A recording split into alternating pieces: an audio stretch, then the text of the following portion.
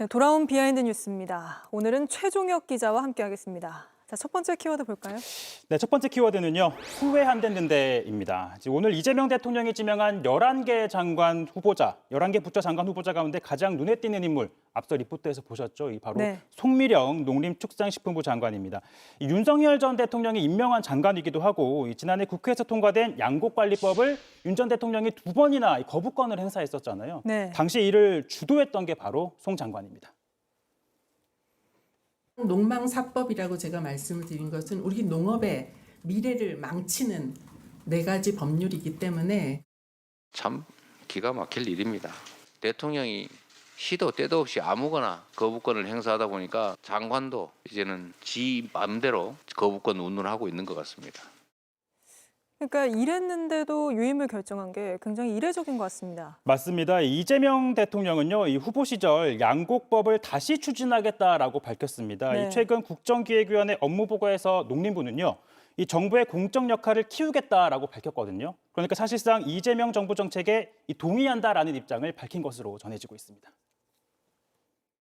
보수, 진보 구분 없이 기회를 부여하고 성과와 실력으로서 판단하겠다는 것으로 네, 대통령실 관계자가 추가 설명을 내놨습니다. 뭐라고 얘기했냐고 하면 과거에 어떤 결정을 했던 간에 이 새 정부의 국정 운영 방향에 보조를 맞출 것으로 안다라고 밝혔습니다.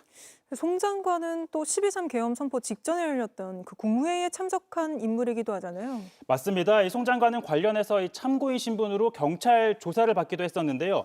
이 당시 송 장관은 이 계엄 선포를 위한 자리인지 몰랐다. 네. 그리고 알았더라면 참석하지 않았을 것이다라는 입장을 밝히기도 했는데 당시 어떤 심경이었는지 한번 볼까요? 장관 되신 게 좀 후회가 되기도 하지요. 많이 후회됩니다.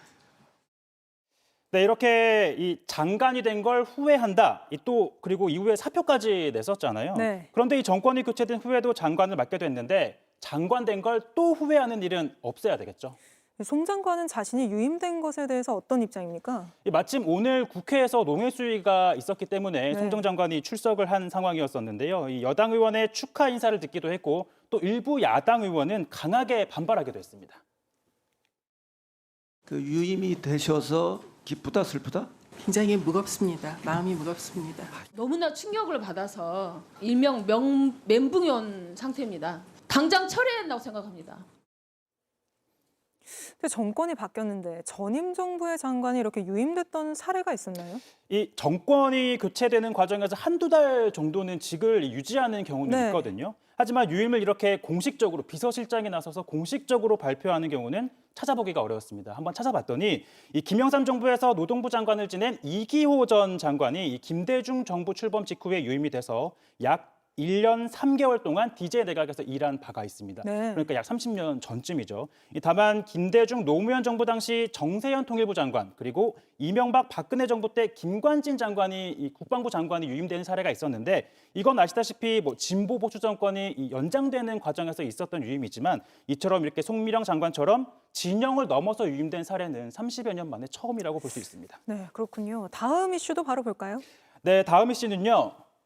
의원님 허락받으라입니다. 이 진종호 국민의힘 의원이 지난 주말 대학가에서 당원을 가입하는 독려 행사를 진행을 했었는데 얼마 지나지 않아서 항의를 받았거든요. 네. 한번 볼까요? 오늘 지역에 이렇게 와서 그래도 이렇게 하실 때는 대표님이랑 그래도 얘기를 하고 와주세요. 나경원 의원님하고 통화했는데요. 오늘 통화했어요. 그저 통화했는데.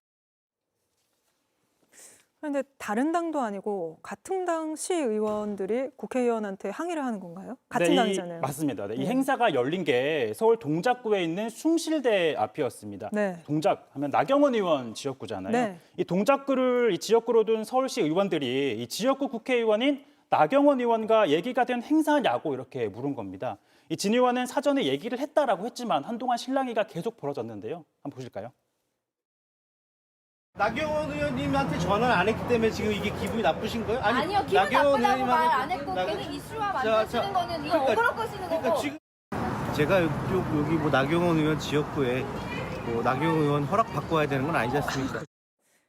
같은 당끼리 굉장히 이례적인 장면인 것 같은데 네. 진종호 의원이 대표적인 친한동훈계 의원이잖아요. 맞습니다. 그 영향이 네. 있을까요? 네, 아무래도 이날 행사는 한동훈 전 대표 이 팬클럽인 위드훈이 이 회원들이 주도를 한 행사였었는데요. 아, 네. 보시다시피 이렇게 플래카드가 걸려 있는 모습 볼 수 있죠.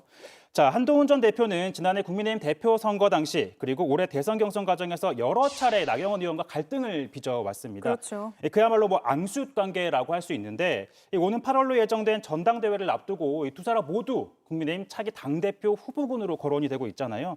그러다 보니까 이 지역구에서 이 투표 권한을 가지고 있는 당원을 모집하는 행사를 벌였던 게 아무래도 나 의원 주변에서는 좀 불편한 목소리가 나오는 것 아니냐 이렇게 해석해 볼 수 있을 것 같습니다. 알겠습니다. 오늘은 여기까지 듣죠. 최종혁 기자였습니다.